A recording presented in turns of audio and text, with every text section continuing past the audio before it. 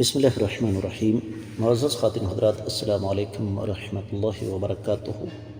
قتل بہت بڑا گناہ ہے، لیکن یہی قتل بعض مقامات پر نہ صرف یہ کہ جائز بلکہ ضروری ہو جاتا ہے۔ یہی ہمارے آج کے حدیث کے سبق کا موضوع ہے۔ مشکوٰۃ المصابیح، کتاب القصاص، 3450ویں حدیث کتاب میں اور پہلی ہے باب میں۔ الفاظ سماعت فرمائیے گا۔ وعن عبداللہ بن مسعود رضی اللہ عنہ قال قال رسول اللہ صلی اللہ علیہ وسلم لا يحل دم امرئ مسلم يشهد ان لا الہ الا اللہ وانی رسول اللہ الا بإحدى ثلاث: النفس بالنفس والطیب الزانی والمارق لدینہ التارک للجماعۃ، متفق علیہ۔ آپ نے سماعت فرمایا کہ یہ حدیث صحیح بخاری اور صحیح مسلم میں ہے۔ تفصیلی حوالہ نوٹ فرمائیے گا۔ صحیح بخاری کتاب الدیات اور 6 باب ہے۔ اللہ تعالیٰ کا یہ فرمان کہ ان النفس بالنفس والعین بالعین والانف بالانف والاذن بالاذن۔ صحیح بخاری میں یہ 6878ویں حدیث ہے، جبکہ صحیح مسلم میں 4375، سنن ترمذی میں 1402، سنن ابی داؤد میں 4352، سنن نسائی میں 4725، سنن ابن ماجہ میں 2534، مسند الحمیدی میں 119ویں حدیث ہے۔ ترجمہ حدیث کا کچھ یوں بنتا ہے کہ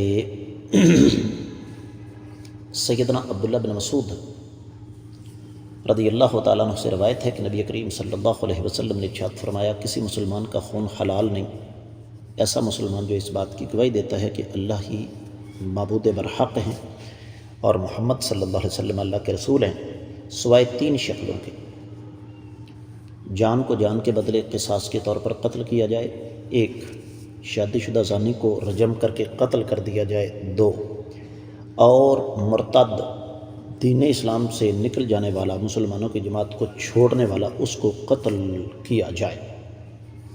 تو پتہ یہ چلا کہ انسانیت کو قتل کرنا یہ شرعی طور پر حرام ہے، اور اس پر اللہ رب العزت نے قرآن مجید میں بھی ہمیں حکم دیا ہے۔ انشاءاللہ وقت کے ساتھ ساتھ ہم اس کو پڑھیں گے۔ تو صرف 3 شکلوں میں قتل جائز ہے۔ ان میں پہلی شکل ہے قصاص، کسی نے دوسرے کو جان بوجھ کر قتل کر دیا ہو، غلطی سے نہیں، قتل خطا کی بات نہیں ہو رہی، قتل عمد۔ قتل عمد کیا ہے کہ انسان کا ارادہ بھی ہے اور ہتھیار بھی ہے۔ قتل خطا کیا ہے؟ ہتھیار تو تھا لیکن ارادہ نہیں تھا۔ تو قتل عمد کی صورت میں ایک شکل یہ ہے کہ مقتول کے ورثاء یہ مطالبہ کر دیں کہ ہمیں اس آدمی کا سر چاہیے، اس کو قتل کر دیا جائے۔ اور یہ قصاص کا خوف ہے جو قاتلوں کو قتل کرنے سے روکتا ہے۔ اس سے لڑائی پھیلتی نہیں بلکہ اس سے فساد اور قتل و غارت کا راستہ رکتا ہے۔